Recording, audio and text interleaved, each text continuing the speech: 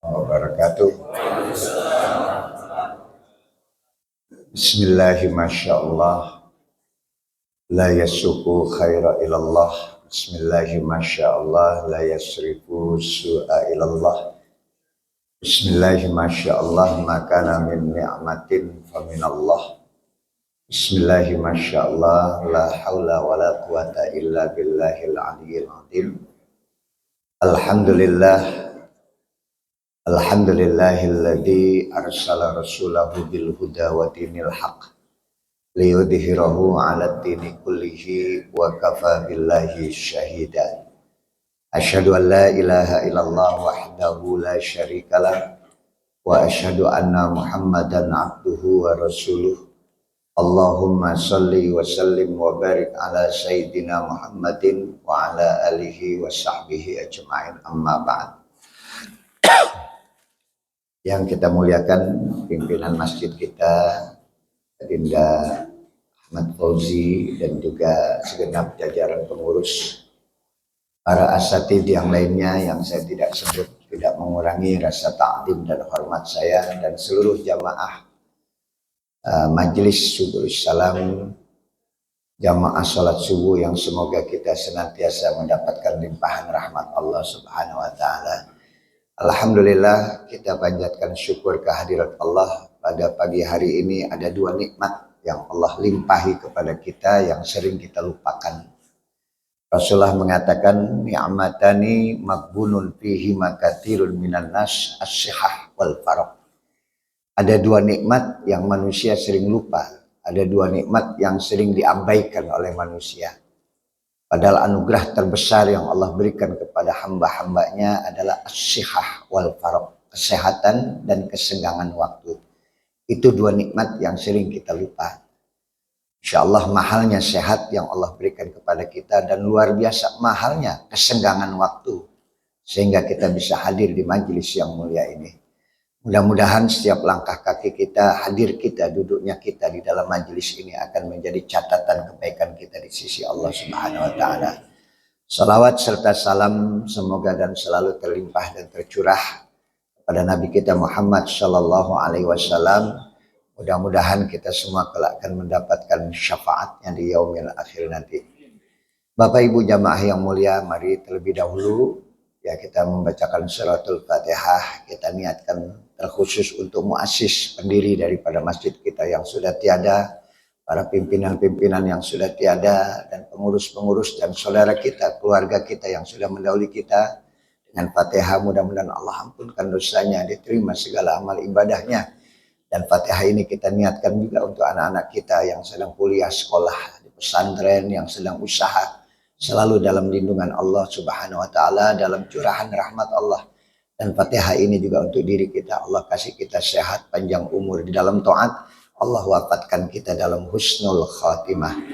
Ala hadihi niyah wa ala kulli niyatin salihah wa ila hadratin nabil mustafa rasulillah muassis hadal masjid wa muallif hadal kitab Asy-Syaikh Ahmad Hashimi, Asy-Syaikh Jalaluddin Ahmad Al-Mahali, Asy-Syaikh Jalaluddin Abdurrahman Asyuti.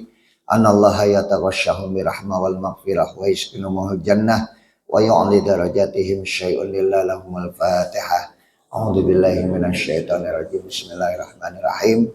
Alhamdulillahirabbil alamin arrahmanir rahim maliki yaumiddin. Iyyaka na'budu wa iyyaka nasta'in. Ihdinas siratal mustaqim. Siratal ladzina an'amta 'alaihim ghairil maghdubi 'alaihim waladdallin. Bismillahirrahmanirrahim. Fa inna asdaqal hadisi kitabullah wa khairal hadi hadiyu Muhammadin sallallahu alaihi wasallam wa syarrul umur muhdatsatuha wa kullu muhdatsatin bid'ah wa kullu bid'atin dhalalah wa kullu dhalalatin finnar. Wa bisanadil muttasili ilal imamil muallif rahimahullahu taala wa adaman naf'a bihi wa bi barakati ulumihi wa bikum fid darain qala. Pada subuh kali ini saya akan bacakan hadis yang diriwayatkan daripada Dailami. Rasulullah pernah mengatakan sittatu asya tukhbitul a'mal. Ada 6 perilaku, 6 perbuatan yang dilakukan oleh manusia yang akan menghapuskan amal-amal kebaikannya. Kita seringkali bangga dengan kebaikan kita seringkali bangga dengan kebajikan kita, amal-amal kita yang pada hakikatnya amal kita itu nggak ada nilainya di sisi Allah Subhanahu wa Ta'ala. Karena ada 6 perilaku ini yang membuat amal-amal itu tertolak, tidak diterima oleh Allah Subhanahu wa Ta'ala. Ini yang sering kita khawatirkan. Makanya dalam Islam, hadis Nabi pernah mengatakan, setiap kali kita ingin melakukan satu kebaikan dengan niat, maka sudah dapat nilai kebaikan 1. Dan ketika kebaikan itu dilakukan, dikerjakan, maka ada 10 kali kebaikan. Man ja'a bil hasanati falahu asyru amsalihha. Siapa yang membawa satu kebaikan dibalas 10. Au ila sab'ati mi'ati difin. Atau bahkan sampai 700 kali lipat. Masalul ladina yunfiquna amwalahum fi sabilillah kamasali habbatin ambatat sab'a sanabil fi kulli sumbulatin mi'atu habbah. Ketika kita menanam benih pohon, maka tumbuh 7 tangkai, setiap tangkai tumbuh 100 buah. Maka balasan dari kebaikan paling minim adalah 10 kali lipat. Dan ada sampai 700 kali lipat atau aila adafin kasirah. Atau bahkan sampai pada bilangan yang tak terhingga. Ini kebaikan. Kemudian ketika kita melakukan niat untuk melakukan kejahatan, maka niat itu belum tercatat menjadi dosa. Dan ketika kejahatan itu dilakukan, keburukan itu dilakukan, dosa itu dilakukan, maka dosanya cuma 1. Dan apabila tidak dikerjakan dari niat tadi, maka dapat pahala 1. Nah, saya ulang, niat untuk melakukan kebaikan sudah tercatat 1 kebaikan. Dan ketika niat itu dilakukan, dikerjakan, dapat 10. Kok bisa berlipat dari niat dengan yang dikerjakan? Karena ada jeda, ada ruang. Di sini ada niat, di sini ada pekerjaan. Maka disinilah ruang di mana setan bermain. Setan berusaha apa yang kita lakukan, yang kita niatkan itu tidak terjadi. Maka buktikan. Hari Jumat Bapak dari rumah sudah niat untuk bersedekah 100.000. Duit udah di kantong 100.000. Begitu jalan ke masjid ngelihat tukang rokok, beli rokok. Dapat kembalian 50 ribuan, 20 ribuan, 10 ribuan, atau ada 2 ribuan. Yang Bapak cabut yang mana? 50, benar ini 50. Itu ada jarak, ada ruang di mana setan bermain di situ. Seringkali kita lupa. Allah Maha tahu, Maha mengerti tentang apa yang ada di hati kita dan Maha tahu tentang apa yang kita lakukan. Maka dibalas tadi. Begitu Anda luruskan niat tadi, sampai pekerjaan niat itu terjadi menjadi pekerjaan, pahalanya 10. Bahkan sampai 700, bahkan sampai tak terhingga. Tapi ketika niat untuk melakukan satu kejahatan belum dicatat sama Allah. Disinilah letak keadilan Allah kepada kita manusia. Di mana kalau kita melakukan keburukan 10 kali, kita melakukan kebajikan 1 kali, sudah tercover, tertutup semua. Cuman jangan dihitung nih. Udah 10 nih saya. Ini berbuat kebaikan 1, tertutup. Apakah kebaikan itu diterima? Nah ini jadi masalah buat kita. Maka itu judul kita hari ini. Seringkali kita merasa kita sudah melakukan kebaikan. Padahal di sisi Allah belum ada kebaikan. Belum tercatat. Kita udah ngerasa jumawa, merasa sombong. Wah, sudah pergi umroh tiap bulan. Ya. Sudah sedekah kemana-mana. Sudah nyantuni yatim. Kemudian sudah sholat malam, tahajud. Sholat fardu, nggak pernah tinggal di masjid. Apakah amal ibadah kita diterima sama Allah? Karena kata Nabi ada sittatu asya' tukhbitul a'mal. Ada 6 perilaku yang akan menghapuskan amal-amal ibadah kita. Apa 6 perilaku tadi? Yang pertama adalah al-ishtighal bi'uyubil khalq. Orang yang sibuk mencari-cari kekurangan orang lain. Ini akan menghapuskan amal ibadah kita. Kita demen bener tuh ngelihat kekurangan orang. Ini kerjaannya buzzer ini. Buzzer itu paling senang nyari kekurangan orang lain. Mau 10 masjid dia bangun gak ada nilainya di sisi Allah. Karena hatinya sudah terselimuti oleh apa? Keburukan orang lain, kekurangan orang lain, aib orang lain itu kelihatan di mata dia. Tapi dia tidak pernah bisa melihat kekurangan dirinya. Makanya amal ibadahnya tidak akan bertambah. Ketika kita tahu kekurangan diri kita yang dikatakan oleh Rasulullah, tuba liman syaghalahu aibuhu an uyubin nas. Berbahagialah, siapa yang berbahagia? Liman syaghalahu aibuhu an uyubin nas, orang yang sibuk mencari-cari kekurangan yang ada pada dirinya. Daripada dia mencari kekurangan orang lain. Begitu kita tahu kekurangan diri kita, kita akan memperbaiki, kita akan muhasabah. Tapi ketika kita mencari kekurangan orang lain, nggak ada kebaikan yang bisa terus kita lakukan. Yang ada di benak kita, otak kita hanya pikiran orang lain punya kekurangan, punya aib. Padahal Bapak bisa bayangkan Pak, nggak ada yang sempurna manusia ini di dunia. Suami istri paling senang melihat kekurangan istrinya. Istri melihat kekurangan suami yang cerita ada kemana-mana. Laki gue udah payah banget dah. Suami juga sama. Istri nggak boleh ngelihat duit sedikit, masya Allah. Itu kekurangan orang sering kelihatan sama kita. Coba cari kekurangan diri kita supaya kita bisa perbaiki ibadah kita, supaya kita perbaiki kelakuan kita. Jangan sampai yang ada di benak kita adalah kekurangan orang lain. Nabi aja mikirin kekurangan umatnya Pak, bukan membuka kekurangan umatnya. Ya Allah, kalau nanti umatku diperiksa, dihisap, aku minta ya Allah. Jangan sampai umat lain tahu kekurangan umatku. Jangan sampai umat lain tahu kekurangan umatku. Aku minta ya Allah, jangan sampai nanti umat-umat yang lain tahu kekurangan umatku. Allah katakan, baik Muhammad, aku yang bakal periksa sendiri. Kemudian nanti pada saat Yaumul Ba'ats, dalam riwayat Pak, ditutup kita. Ketika umat Islam, umat Nabi Muhammad diperiksa, Allah kasih tabir, Allah tutup, dan Allah panggil satu-satu. Nggak ada yang tahu kita saat diperiksa antara kita dengan Allah saja. Dalam satu hadis qudsi diceritakan, dipanggil. Ahmad Fauzi, ta'al. Sini, Allah katakan, dibuka catatan kita. Ata'rifu dzamba kada, ini dosa kamu bukan? Allah yang periksa langsung. Hari itu al-yauma nakhtimu ala afwahihim wa tukallimuna aydihim wa tashhadu arjuluhum bima kanu yaksibun. Hari itu nakhtimu ala afwahim, mulut-mulut kalian itu dikunci oleh Allah. Wa tukallimuna aydihim, dan tangan akan berbicara, wa tashhadu arjuluhum, dan kaki akan menjadi saksi. Ini dosa kamu bukan Ahmad Fauzi? Naam ya Rabb, itu dosa saya. Nur Sofa, ini dosa kamu bukan? Ata'rifu dzamba kada, ini dosa kamu apa bukan? Naam ya Rabb, ini dosa saya. Wa qarrarahu bidzunubihi, dan dibacakan semua dosa-dosa kita. Dan ketika dosa itu sudah dibacakan oleh Allah, wa ra'a fi nafsihi annahu qad halak, maka orang itu mengatakan, ya Allah, celaka aku. Padahal di dunia saya melakukan kebaikan begitu banyak, tapi betapa banyak dosa juga yang saya lakukan. Wa qarrarahu bidzunubihi, Allah bacakan satu persatu. Dan dia melihat celaka saya. Wa ra'a fi nafsihi annahu qad halak. Apa yang Allah katakan saat itu? Kau tahu Nur Soba, kau tahu Ahmad Fauzi?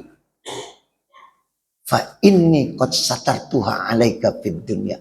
Dosamu di dunia aku yang sembunyikan, kata Allah. Gak ada yang tahu kau melakukan dosa. Kalau kita diketahui oleh anak kita dosa kita, udah gak ada hormat anak kepada kita. Kalau dosa saya dibuka, gak ada murid saya, jamaah saya. Kita banyak dosa, tapi kita masih sibuk mencari kekurangan orang lain. Dan Allah katakan, fa inni qad satartuha 'alaika fid dunya. Dosamu di dunia aku yang sembunyikan. Aku yang sembunyikan, kata Allah. Wa ana aghfiruha lakal yaum. Hari ini dosamu semua aku ampunkan. Fa yu'ta kitaba hasanatihi biyamini. Diberikanlah buku catatan dengan tangan kanan. Ini tiket untuk masuk ke dalam surga. Begitu sayangnya Allah kepada makhluknya, kepada hambanya. Allah tutupin dosa-dosa kita. Ada orang yang selalu mencari-cari kekurangan orang lain, dosa orang lain. rahmat Allah diberikan kepada orang-orang yang selalu sibuk mencari kekurangan orang lain. Dosa-dosanya Allah akan ampunkan nanti. Nah, ini jadi gambaran buat kita semuanya. Apa substansi dari hadis ini? Ketika dosa kita sudah dibuka oleh Allah, berarti kita sudah kehilangan rahmat Allah. Begitu Bapak buka YouTube, Bapak buka medsos, kita lihat dosa seseorang. Orang ini sudah kehilangan rahmat Allah Subhanahu wa ta'ala. Kalau dosa kita masih Allah sembunyikan, berarti masih ada rahmat Allah buat kita. Wah, ini manusia pendusta. Aduh. Tiap hari kerjaannya bohong. Udah dibuka aibnya oleh Allah Subhanahu wa ta'ala. Ketika pejabat-pejabat ketangkep KPK dibacakan dosanya, sudah kehilangan rahmat. Ini yang kita takutkan. Makanya ketika kita gampang membuka dosa orang lain, aib orang lain, nanti satu waktu dosa itu akan datang kepada kita. Bisa kita lebih buruk daripada orang yang kita ceritakan tadi. Dan bisa satu waktu Allah akan buka dosa kita. Maka sekali lagi, bisa menghapuskan amal kita karena aib yang selalu kita cari dari orang lain. Udah, kurangilah. Ya, istiqol, bi'uyubil khalq. Jangan suka mencari-cari kekurangan orang lain. Kita cari kekurangan diri kita, banyak benar. Apalagi kita udah aki-aki, Pak, kekurangan kita banyak banget. Bawel, rewel, cerewet. Makanya ibu-ibu kan kadang-kadang suka, Ustaz, suami saya susah banget, rewelnya, bawelnya.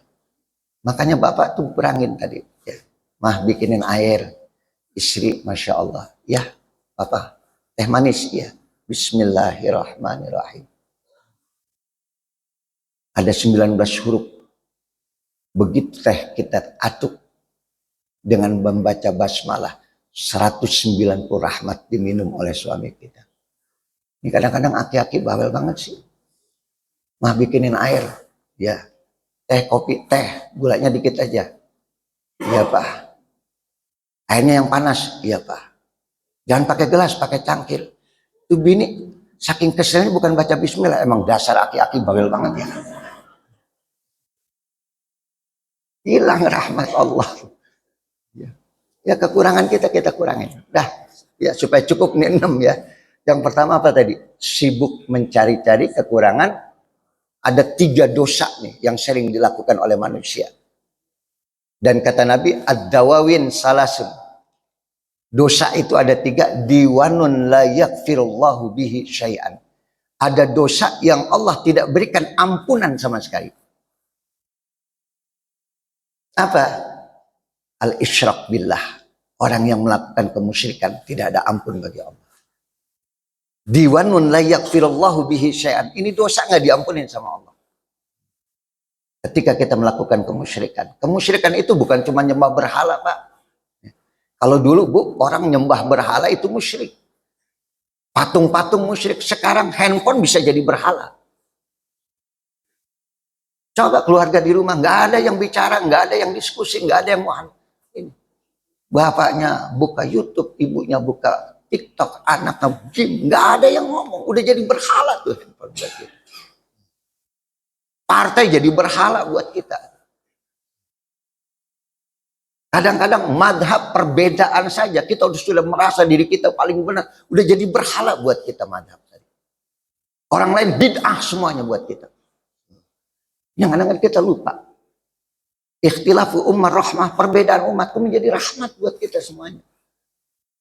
Berhala-berhala yang ada sekarang ini, Masya Allah, melebihi daripada berhala dulu, hanya berbentuk patung saja. Ini tidak ada ampun bagi Allah. Bahkan sombong saja udah masuk daripada musyrik. Musyrik yang paling halus itu adalah sombong. Pakaian Allah adalah sombong. Kenapa kamu pakai? Yang boleh sombong cuma satu, Allah Al-Mutakabbir. Kita sombong dengan ilmu kita, kita sombong dengan jabatan kita, kita sombong dengan kekayaan kita. Udah musyrik itu, masuk musyrik yang halus. Makanya yang paling saya khawatirkan nih, jamaah yang sering ziarah, takziah, hati-hati. Tipis antara keberkahan dengan kemusyrikan, tipis banget. Begitu kita ziarah ke makam-makam wali, minta-minta di sana, udah musyrik ente. Doain aja udah cukup.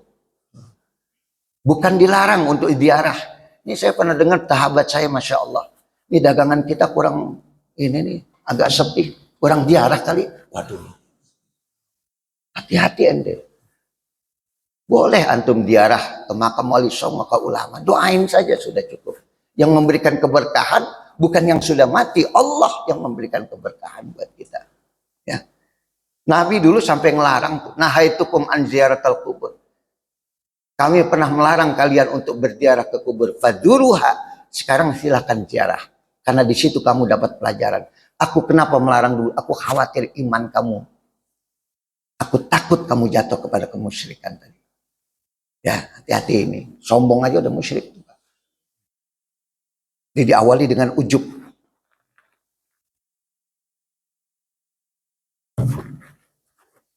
Tahu ujub? Apa bedanya ujub sama sombong? Ujub tuh heran. Kok saya mampu ya? Kok saya bisa? Ya. Lihat aki-aki semuanya udah payah. Tapi saya udah tua begini masih gagah. Heran saya. Nah itu udah ujub tuh. Paham tuh? Hati-hati nih. Kita orang tua kadang-kadang sering timbul ujub. Nih, orang Betawi kalau ngomong ujubnya luar biasa. Nih, kamu biar tahu. Ini orang tua nih, banyak makan asam garam. Makanya anaknya nyeletuk pantes darah tinggi asam garam dulu dimakanin. Dia kan merasa bangga, ujub. Ya. Dia heran dengan kemampuan dirinya tadi. Makanya Nabi Sulaiman itu sempat ditegur sama Allah. Laqad hamalat Sulaiman ibna Dawud ar-rih wa huwa muttaqi. Telah mengendarai Sulaiman bin Daud angin wa huwa muttaqi, dia sandaran begini di angin, Pak. Nabi Sulaiman terbang. Fa'ajab, timbul kekagumannya terhadap dirinya. Kok saya bisa terbang ya? Nabi yang paham bahasa binatang saya. Nabi yang bisa menaklukkan jin saya. Nabi yang punya kekayaan kerajaan yang tidak ada tandingannya saya. Itu kekaguman Nabi Sulaiman terhadap dirinya. Fa'ajab dan wahtala, timbul kesombongannya. Faturiha ala-ani, Allah jatuhin langsung. Aku yang memberikan kelebihan semua ini kepada engkau Sulaiman, bukan kamu. Nggak usah heran terhadap kemampuan dirimu. Ini ujub nih, hati-hati itu. Ini dosa nanti diawali dari ujub itu. Udah ujub kemudian menjadi sombong. Nah, orang yang sudah sombong masuk pada kemusyrikan. Ya, saya singkat. 2, diwanun la ya'ballahu bihi syai'an. Ada dosa yang Allah abaikan. Tadi waktu Bapak diperiksa, mungkin Bapak pernah meninggalkan sholat, pernah meninggalkan puasa. Allah tangguhkan. Nanti la ya'ballahu bihi syai'an. Nanti urusannya di akhirat, kata Allah. Urusannya di akhirat sama aku. Maka dibacakan di akhirat. Ini dosa kamu bukan, ini dosa kamu bukan. Kamu dulu pernah meninggalkan sholat. Kamu dulu pernah meninggalkan puasa. Ini dosa kamu bukan. Aku yang sembunyikan, kata Allah. Makanya tadi yang kedua, apabila Allah berkehendak diampunkan, apabila tidak, diadab oleh Allah. Ditangguhkan sama Allah. La ya'ballahu bihi syai'an. Nah yang ketiga, diwanun la yatrukullahu bihi syai'an. Ada dosa yang terus dipantau oleh Allah, tidak ditinggalkan sedikit pun. Dilihatin terus sama Allah. Ini dia sudah melakukan ini, melakukan ini. Apa? Fama zalimul abdu bainahu. Orang yang melakukan kezaliman antara sesama manusia. Lihat, tanah saudara lu ambil. Gue liatin, kapan lu balikin? Ini rakyatmu kamu dustai, kamu bohongin ya. Kamu sudah zalim kepada rakyatmu tadi. Itu mineral kekayaan bumi kau belikan hanya kepada kelompokmu saja, tidak kau kembalikan kepada rakyatmu. Padahal kamu adalah pemimpin, kamu sudah zalim. Kapan kamu akan kembalikan? Dipantau terus oleh Allah. Yang nanti ini yang paling berat di hadapan Allah, mengembalikan hak-hak yang pernah kita ambil yang punya orang lain. Wah, ini Menteri Agama ngeri nih Pak, 20.000 Pak. Kuota haji dia embat semuanya. Dia mesti balikin itu. Berapa banyak rakyat-rakyat yang harusnya, orang-orang tua yang harusnya bisa berangkat haji. Ada tambahan kuota, tapi dia jual kepada travel-travel yang lebih mahal untuk menguntungkan secara materi. Udah ngambil hak orang lain itu. Maka la yatrukullahu bihi syai'an, Allah tidak akan meninggalkan dosa ini. Sampai dia kembalikan semuanya. Berapa kamu jual? 10.000? Kuota haji kamu jual berapa per satu kuota tadi? 100 juta, balikin itu uang rakyat semua. Hak orang lain berikan kembalikan. Hati-hati itu Pak. Dolim kepada manusia. Nabi paling takut betul itu. Kata Nabi, awas, al-wukuf baina yadayillahi ta'ala. Berdiri di hadapan Allah atas kedoliman yang pernah kita lakukan waktu di dunia. Polisi tidur, dolim itu Pak. Zolim tuh. Itu jalanan punya hak orang lain, boleh lewat kok. Bukan punya kita. Ya. Itu waduh, mentang-mentang itu depan rumah kita main bikin polisi tidur. Ustadz di Tanjung Priok jatuh Pak, mati Pak, nabrak polisi tidur. Saya pernah berkat saya berauran itu gara-gara nabrak polisi tidur. Ada 3 berkat itu saya bawa karena hujan. Ngajar 3 tempat, nggak tahu itu ada polisi tidur karena banjir. Wah itu pisang pada ngambang Pak. Waduh ya kan. Saya mau pungut malu ya kan. Sampai di rumah istri saya nanya, ini berkat keberantakan nabrak polisi tidur. Ya kan. Udah jangan dipikirin. Bukan ayah mikirin amplopnya di mana tadi namanya. Pak, ini kelihatannya ringan gitu ya. Ini RT hati-hati itu. Kalau Anda pengen bikin, bikinlah layang landai. Yang orang tidak merasa susah, merasa sulit. Di Tanjung Priok tuh ada di jalan apa namanya, Tugu Permai itu masuk tuh, Pertamina. Wah, saya kalau nggak kepaksa nggak mau lewat situ Pak. Setiap 3 rumah dia bikin tadi. Saya cuma bilang ini jalanan kan punya orang semua. Kita bayar pajak, kan itu untuk itu. Jangan di depan rumah kita. Bahkan sampai pohon yang keluar yang mengganggu orang lain, udah dolim kita kepada orang lain. Ada masjid di Tanjung Priok Pak, jalanan di dak atas ditutup. Saya bilang, ente berbuat baik tapi ente melakukan kezaliman. Ini bukan hak ente. Nabi aja nggak pernah. Ada orang Yahudi waktu masjid mau diperluas, dia tidak berikan tanahnya, dipaksa. Nabi katakan salah kalian. Nggak boleh kita memaksa mengambil hak orang lain, biarkan. Jangan kita belok saja kemari. Orang Yahudi ngeliat bagaimana Rasulullah mengajarkan umatnya dengan baik. Muhammad, saya jual nih, dah pakai tanah saya. Ini yang kita takutkan, ya, dolim kepada manusia. Kita jadi pemimpin, hati-hati. Kita jadi kepala rumah tangga. Maaf, punya bini lagi dolim nggak itu? Hah? Tuh ada yang bilang enggak Pak, terserah ente dah ya. Ya kalau istri merasa dihianati ya dolim Pak, hati-hati. Makanya kan saya sering bilang orang punya istri 2 insya Allah nanti sholatnya puasanya nggak akan diperiksa di akhirat. Ya karena mereka bohongnya aja nggak bisa habis Pak ya. Malaikat udah puyeng aja ngeliat bohong. Itu saya punya teman kiai ya, saya nggak sebut namanya sampai ya Allah Ustaz, udahlah kiai ana aja yang ngerasain lah, ente jangan kiai. Emang ngapa lu udah ngerasain baru ngomong gua kagak boleh, gua bilang ya kan. Ya Allah kiai, stempel saya udah buat, parcel saya udah beli, udah siap di mobil kiai. Ya, saya ada undangan ceramah di Bandung di mana gitu, nginep lah, ya kan. Pokoknya sebelum subuh saya udah pulang. Akhirnya dia ketiduran Pak di tempat yang kedua. Bangun udah subuh, cepat-cepat sholat subuh, ambil sorban, pulang ke rumah. Sampai di rumah istrinya nanya, itu kudungan siapa lu bawa? Rupanya salah ngambil. Harusnya yang diambil sorban, yang diambil apa tadi? Kudungan. Udah, biar nggak ngantuk. Udah, ini yang pertama ya. Tadi apa? Dosa, apa namanya? Perilaku yang akan menghapuskan amal ibadah kita. Yang kedua adalah qaswatul qalb. Orang yang keras hati. Penyakit yang begitu banyak di dalam hatinya, penyakit hati, dengki, ujub, riya, rezeki yang kotor, yang haram, itu bisa menutup hati kita jadi keras. Fi qulubihim marad, di hati mereka ada penyakit, fazadahumullahu marada, maka Allah tambah penyakit tadi. Udah tahu gula, nggak mau berobat, makan durian, makan yang manis-manis, tambah penyakit jantung.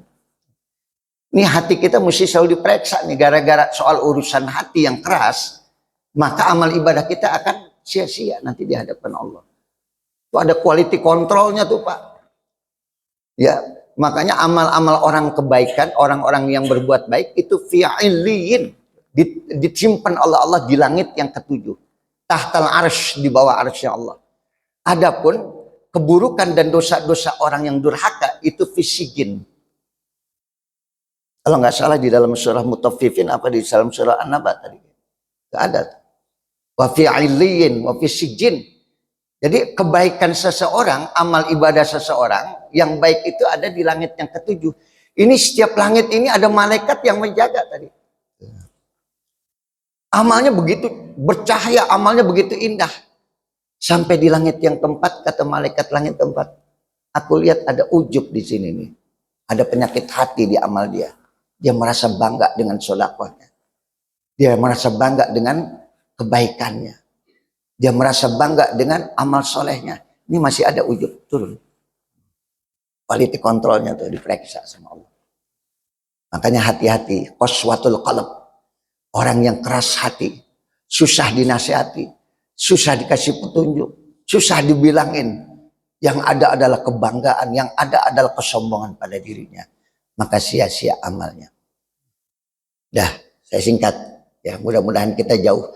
Hati-hati ibu. Ibu, kalau ibu dikasih duit sama suami, ya, ayah ini duit dari mana? Jangan masukkan bara api neraka ke dalam rumah saya. Ini istrimu sayang, jangan masukin ke perut saya bara neraka. Itu anak-anakmu, kasih rezeki yang halal. Mendingan mana bu? Banyak haram, sedikit halal. Bu, mendingan mana? Haram, banyak haram, sedikit halal, mendingan mana?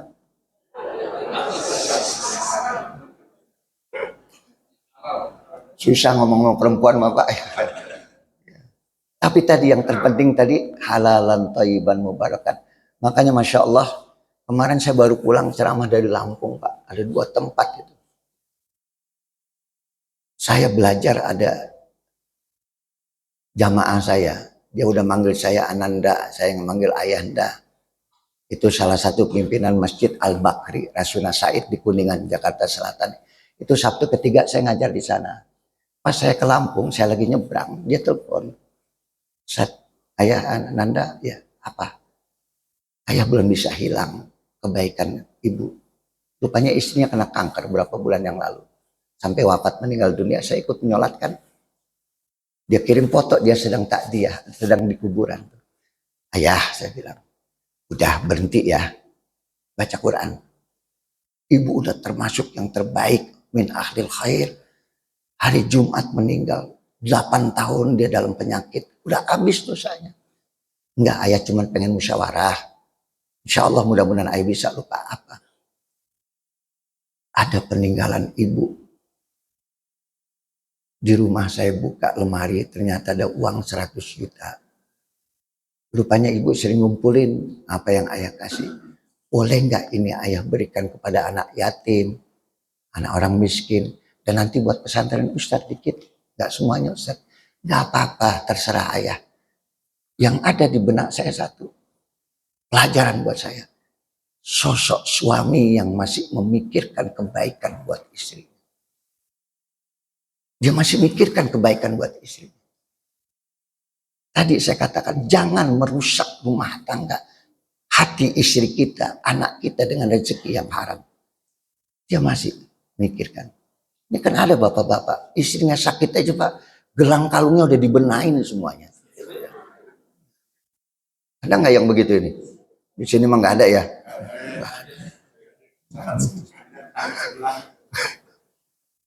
Kenapa ya gelang ibu, kalung ibu udah dibuka-bukain? Ibumu udah sakit-sakitan udah. Emang kenapa? Ntar kalau dia nggak ada buat yang ono, nah ini. Padahal Masya Allah ini pelajaran berharga buat saya. Orang tua yang masih memikirkan apa tadi kebaikan buat istri. Makanya bu, ibu kalau misalnya nih ya saya berandai-andai, ibu dikasih uang sama suami, mah ini pegang ada uang 30 juta. Terserah mama mau beli gelang kalung terserah. Denger, lu dengerin dulu, gue belum selesai. Nih uang 30 juta terserah mama mau beli gelang beli kalung.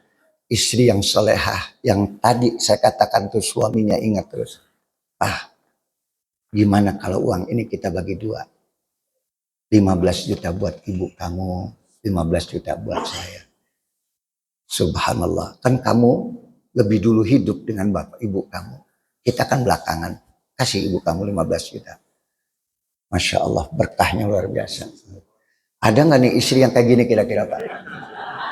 Ada nggak? Ada. Alhamdulillah adik saya ada tuh, Ahmad Fauzi, istrinya Masya Allah. Ngaji nggak nih bininya nih di sini ya?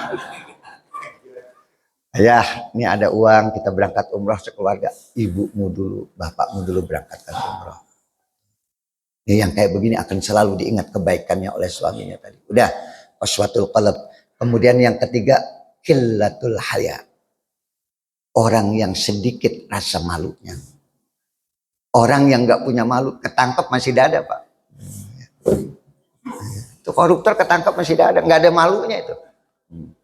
Padahal anaknya tahu, keluarganya tahu, tetangganya tahu, nggak ada rasa malu. Al-haya minal iman, malu itu adalah bagian daripada iman. Maka nggak bisa dipisah. Apabila malunya dicabut, imannya ikut. Apabila iman dicabut, malunya ikut. Gimana amalnya diterima, imannya nggak ada. Malunya nggak ada sama sekali. Nabi itu syadidul haya. Nabi itu amat sangat pemalu. Sampai betisnya kelihatan yang saja Pak. Nabi itu merah mukanya.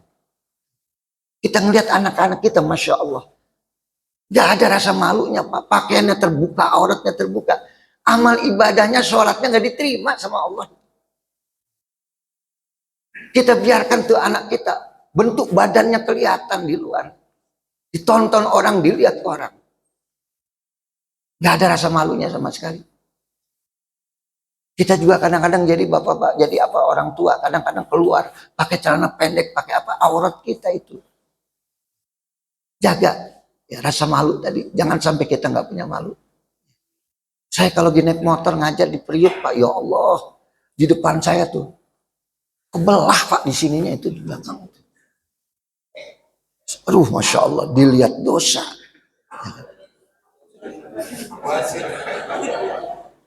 Bazir. Nabrak kalau kayak dilihat.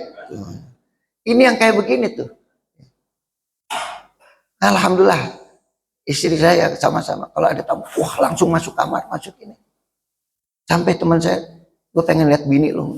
Bini gue kagak mau keluar. Dia malu. Terserah ada mau dibilang dusun-dusun lah. Yang kadang-kadang kita, Masya Allah, kita anak kita biarkan gak punya rasa malu di luar. Auratnya terbuka, amal ibadah kita menjadi sia-sia, ya. Dan juga jangan sampai kita nggak punya rasa malu ketika melakukan perbuatan dosa. Sekarang yang kita lihat contoh yang banyak yang tidak baik, tidak benar, dan dilihat oleh anak-anak kita. Orang yang ketangkep KPK, yang ketangkep jaksa, nggak punya rasa malu sama sekali Pak. Itu akan ditonton dan tersimpan di benak anak kita. Oh nggak apa-apa melakukan perbuatan itu, karena sudah terbiasa itu dilakukan. Yang lambat laun dosa itu menjadi seperti biasa. Karena orang sudah kehilangan rasa malu. Ya, qillatul haya. Nah, yang keempat, saya singkat ya. Tinggal 10 menit lagi. Yang keempat adalah hubbud dunia. Cinta yang amat sangat terhadap dunia. Makanya di dalam Al-Qur'an, wa innahu li hubbil khairi lasyadid. Sungguh dia terhadap khair, terhadap kebaikan amat sangat cintanya. Nah kalau kita buka tafsir, khair itu dimaknai, diartikan dengan al-mal, harta. Harta itu menjadi tidak baik ketika lasyadid, terlampau dicintai. Boleh nggak punya harta? Boleh. Saya pernah sampaikan di sini Pak, tentang zuhud saya pernah sampaikan di sini. Orang punya harta boleh nggak? Punya kekayaan boleh nggak? Boleh. Yang nggak boleh, lihubbil mali lasyadid, terlampau cinta kepada hartanya. Itu yang tidak diperbolehkan. Karena nanti kalau sudah cinta kepada harta, dia menjadi hubbud dunia, menjadi cinta kepada dunia. Wah, Masya Allah, orang kalau udah cinta sama harta, cinta sama kendaraan, cinta sama rumah, cinta sama perhiasan, sudah lupa dengan ibadah yang dia lakukan tadi. Ya, orang berbangga-bangga dengan hartanya, mengupdate. Ya. Kita lihat yang korupsi itu perempuan yang dari atas sampai bawah. Itu dari ujung rambut sampai kaki miliaran tuh. Yang dia pakai itu branded semuanya. Wah, cinta kepada harta. Bukan nggak boleh punya harta. Ingat tadi. Yang tidak diperbolehkan hubbud dunya. Cinta yang amat sangat terhadap dunia. Dah. Nah, yang kelima. Supaya cukup. Tulul amal. Terlalu panjang angan-angan. Andai kata seumpamanya bila mana tuh. Ya, apalagi semisalnya ini aki-aki di pojokan, Masya Allah, andai kata ada janda yang mau sama gua, ya itu tulul amal tuh, ya kepanjangan apa tadi? Angan-angan, ya angan-angan terlalu panjang. Saya sama Pak, bukan angan-angan, cita-cita.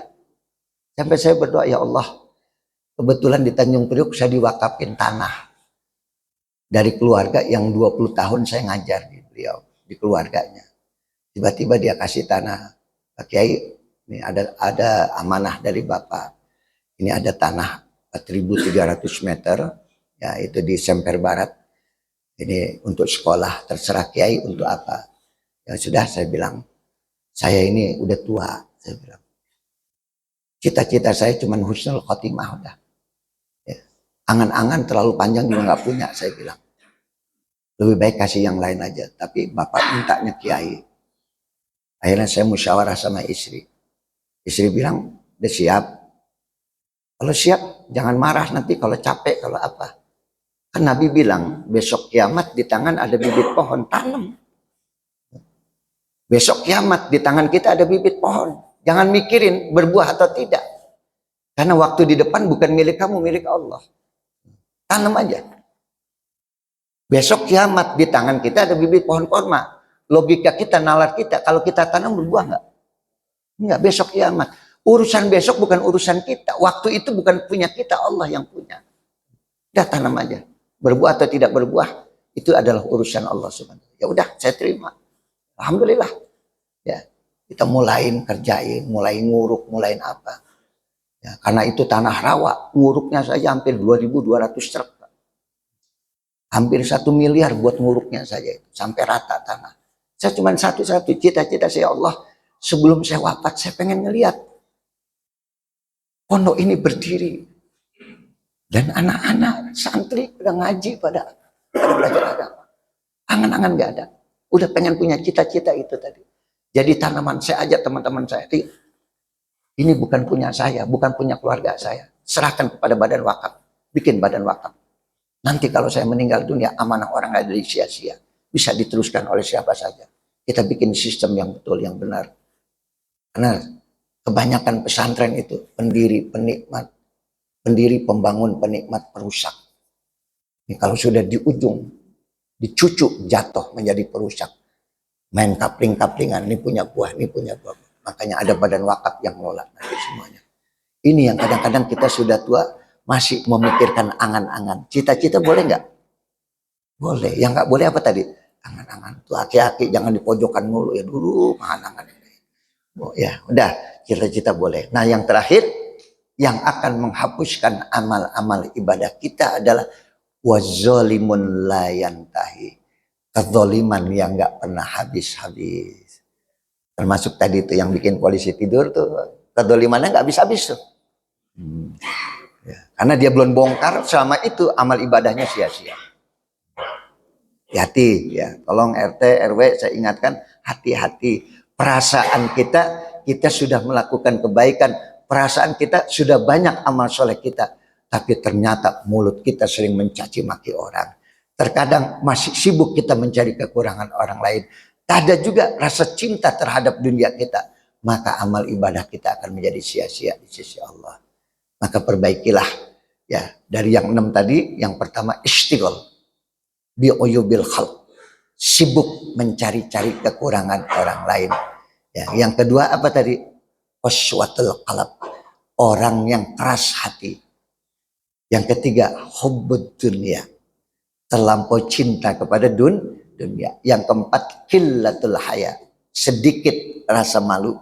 nggak punya malu. Berarti sudah nggak ada imannya tuh kalau udah nggak punya malu. Nah, yang kelima adalah tulul amal. Kebanyakan apa tadi? Angan-angan. Ya. Kita pengen, ya cita-cita kita bukan angan-angan ngelihat anak kita menjadi anak yang soleh. Nah, yang terakhir apa tadi? Dolim yang tidak pernah habis-habis. Bayangkan tuh ya.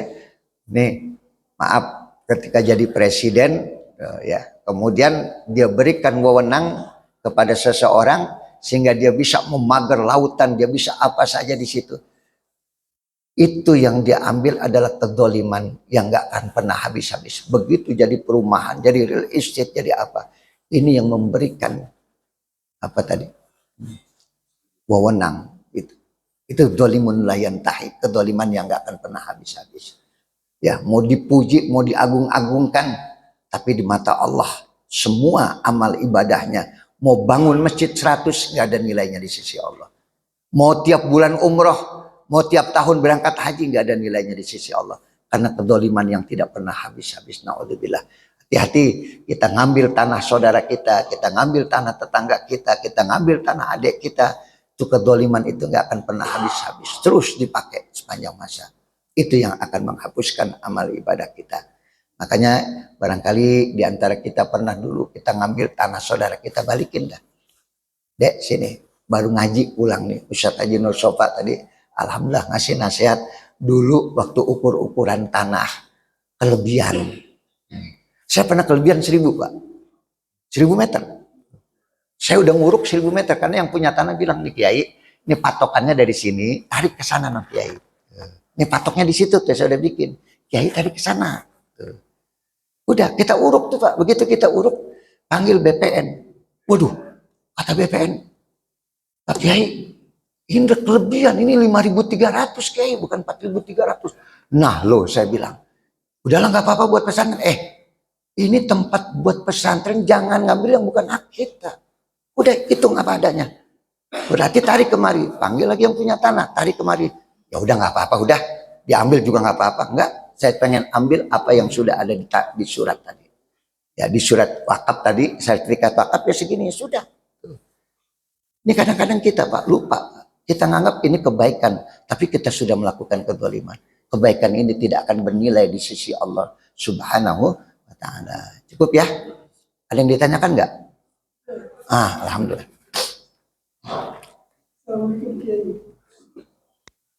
Jadi yang pertama itu kan kita mencari-cari kesalahan orang lain ya.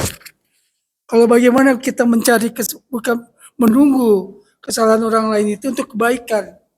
Misalnya ada calon pemimpin nih, hobinya pencitraan. Kita tahu nih orang nggak benar sebetulnya. Cuman masyarakat nih, rakyat percaya sekali sama dia gitu. Karena piawainya dia membangun citra. Nah suatu ketika kita melihat ada satu kelemahannya dia atau kekurangannya dia, itu kita expose. Itu gimana Pak Kiai? Tapi demi kebaikan, artinya supaya ini selamat gitu loh. Kalau tadi kan yang saya anggap buzzer ya. Buzzer itu kan dia selalu mengungkapkan kebalikan fakta. Ya kan, orang yang begini dibalik faktanya sama dia. Maka nanti ini yang dikatakan dajjal sebelum dajjal yang asli turun, ini pasukannya nih Pak. Jadi pasukan dajjal itu buzzer yang membalik fakta tadi. Karena yang ditakutkan itu adalah fitnah kan. Jadi simbol dajjal itu adalah yang kita baca tuh. Allahumma inni a'udzubika min adzabi jahannam wa min adzabil qabri wa min fitnatil mahya wal mamat wa min fitnatil masihid dajjal. Dajjal yang masih. Nabi Isa juga Isa al-Masih tuh. Ya. Dajjal pakai masih juga. Masaha yamsahu mimsaha. Penghapus itu mimsaha. Jadi kalau Dajjal disebut masih Dajjal karena matanya terhapus satu. Kalau Nabi Isa disebut Isa al-Masih. Isa yang menghapus penyakit. Jadi mukjizatnya Nabi Isa itu kalau orang sakit diusap aja baik. Sama-sama masih itu. Nah, jadi tadi kebalikannya. Ada buzzer yang membalik fakta. Nah kita melihat fakta ini tidak seperti itu. Dan ada niat kita untuk memperbaiki. Nah tadi tergantung daripada apa tadi? Niat. Ya kamu jangan begitu, itu salah.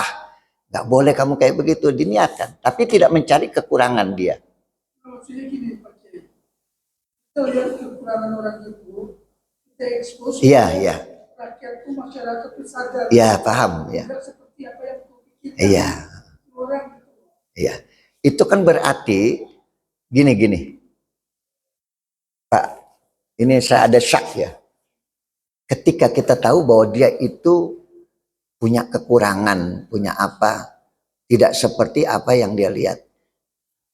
Kebenaran itu ada nggak pada diri kita? Benar nggak sih dia kayak begini gitu?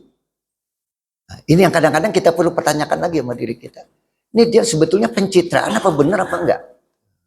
Itu yang kita takutkan begitu. Oh dia benar.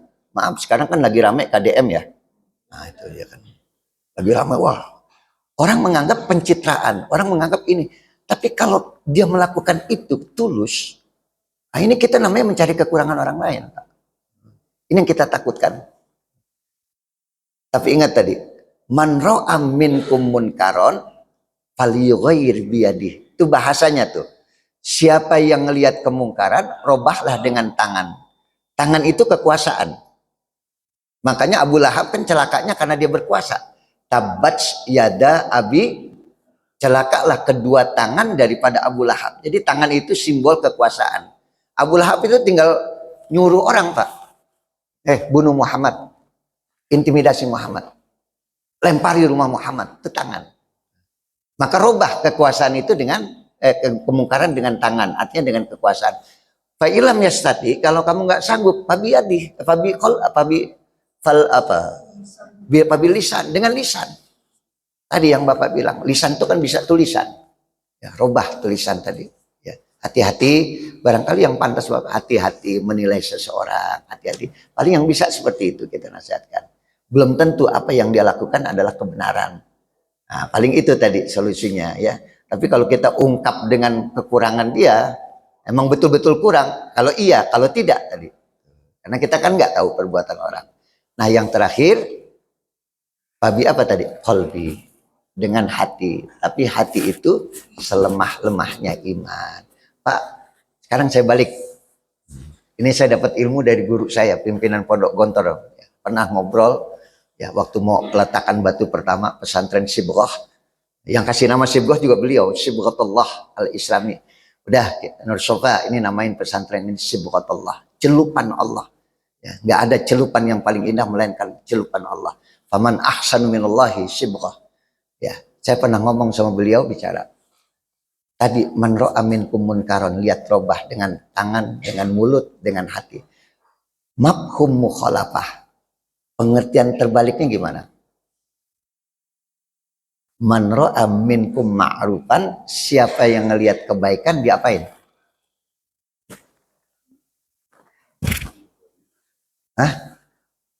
Ngelihat keburukan diapain? Dirobah. Ngelihat kebaikan diapain?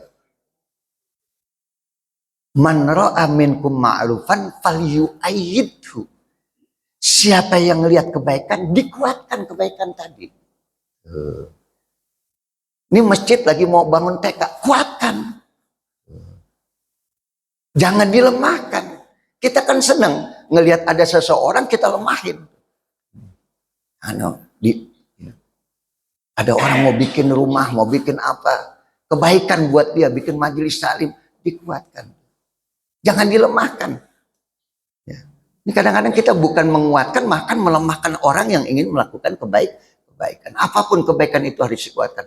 Makanya saya bilang sama ibu-ibu Tanjung Priok, Bu, ini saya lagi bangun pesantren, saya bilang, perempuan boleh pakai emas. Karena dia ada mens. Karena emas itu mengandung kimia. Dia bisa masuk ke darah itu jadi penyakit, bisa kanker, bisa apa dari emas tadi yang dia pakai. Maka kenapa laki-laki nggak boleh pakai emas? Karena laki-laki nggak ada menstruasi. Nah, ibu-ibu yang pakai emas boleh. Karena terbuang tadi kimianya melalui mens tadi. Nah, yang udah menopause itu nggak boleh pakai emas. Makanya emasnya taruh di pesantren, saya bilang itu. Bener nggak? Iya. Yang udah menopause, udah mens nggak? Enggak, berarti nggak boleh pakai emas. Itu. Jual, taruh di pesantren. jual taruh buat di TK, nanti bangun TK ini tuh.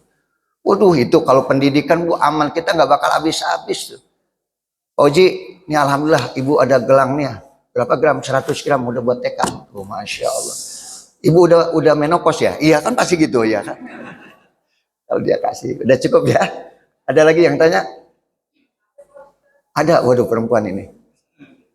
Ya Bu. Waalaikumsalam warahmatullahi wabarakatuh.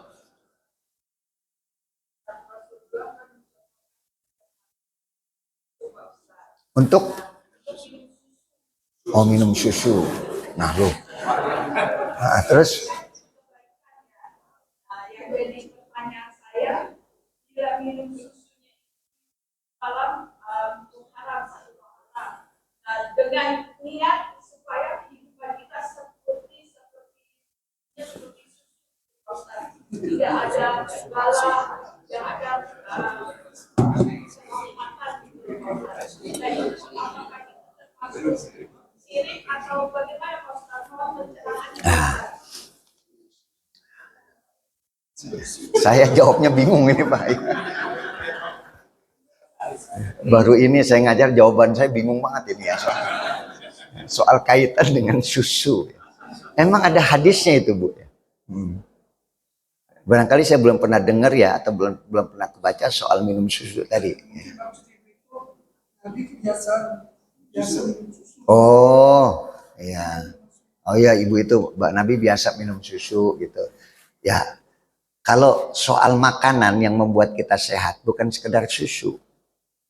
Ya kata Nabi, makanlah selagi lapar, berhenti sebelum kenyang.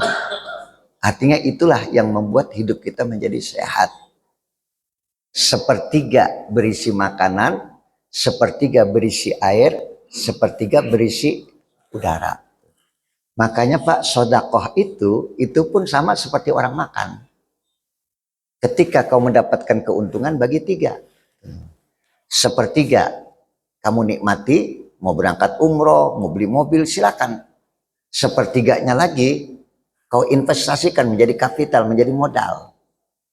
Sepertiganya lagi sedekahin. Nah ini yang sedekah ini udara. Jadi sistem ekonomi Islam, kesehatan kita ya, itu seperti itu tadi. Makan selagi lapar dan bagilah bagian 3 bagian dalam perutmu tadi. Sepertiga berisi makanan, sepertiga berisi apa tadi? Air, sepertiga lagi berisi udara. Bukan sekadar minum susu. Ya, itu tadi dibagi 3 perut kita. Jangan semuanya dimakan, nggak ada udara nanti. Jangan rezeki semuanya kita nikmati, sedekahin biar sehat, enggak. Sistem sepertiga tadi. Jamaah saya sama. Alhamdulillah tuh kalau setiap bulan Ramadan dia datang tuh, akhir Ramadan dia datang set. Ini alhamdulillah ada usaha saya, ini ada keuntungan sedikit, ada bagian buat Ustaz. Saya cuma tanya, berapa keuntungan ente? Boleh nggak Anda tanya? Boleh Ustaz. Berapa tahun ini antum dapat keuntungan? Ya kurang lebih hampir 1 miliar keuntungan. Udah bayar pajak, udah bayar semua Ustaz guys, ada 1 M. Bagi 3 saya bilang. Bagi 3 gimana? 300 berapa juta itu ente nikmatin. Yang 300 juta ente beliin. Ente usaha apa? Forklift. Ya usaha apa? Penumpukan kontainer. Udah beli forklift, beli apa? Ya. Nah sepertiga lagi sedekahin. Oh gitu ya Ustaz ya. Udah bagi anak yatim yang 300 juta sedekahin. Alhamdulillah tuh Pak, dia laksanakan. Setahun 2 tahun dia nggak datang, tahun berikutnya yang ketiga dia datang. Assalamualaikum Ustaz, ini ada rezeki buat Ustaz. Lebih tebal amplopnya dari yang kemarin ngasih sama saya. Ya kan? Ini ada rezeki Ustaz buat Ustaz, alhamdulillah. Boleh tahu berapa keuntungan? Net profitnya berapa? Hampir 3 M Ustaz. Ingat omongan saya, bagi 3. Nggak kebanyakan Ustaz 1 M itu. Mulai mikir Pak. Padahal tadi waktu 300 juta mikir nggak dia? Enggak, tapi begitu nilai tinggi, itu yang membuat hidup Anda sehat. Ya, bagi 3, yang sepertiga nikmatin, sepertiga buat kapital, buat modal, tambah usaha, beli rokok lagi, beli apa lagi, yang sepertiga kau sedekahin.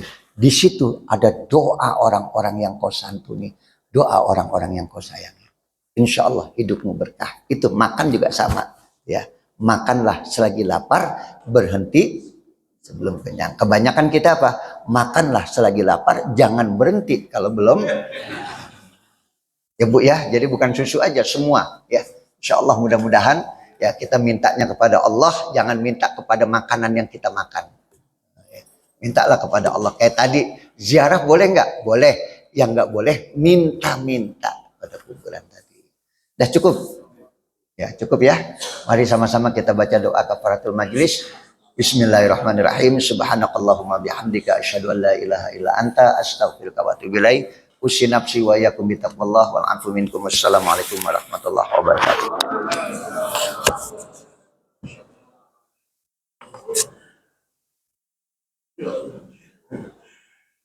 Jazakallah Ustaz.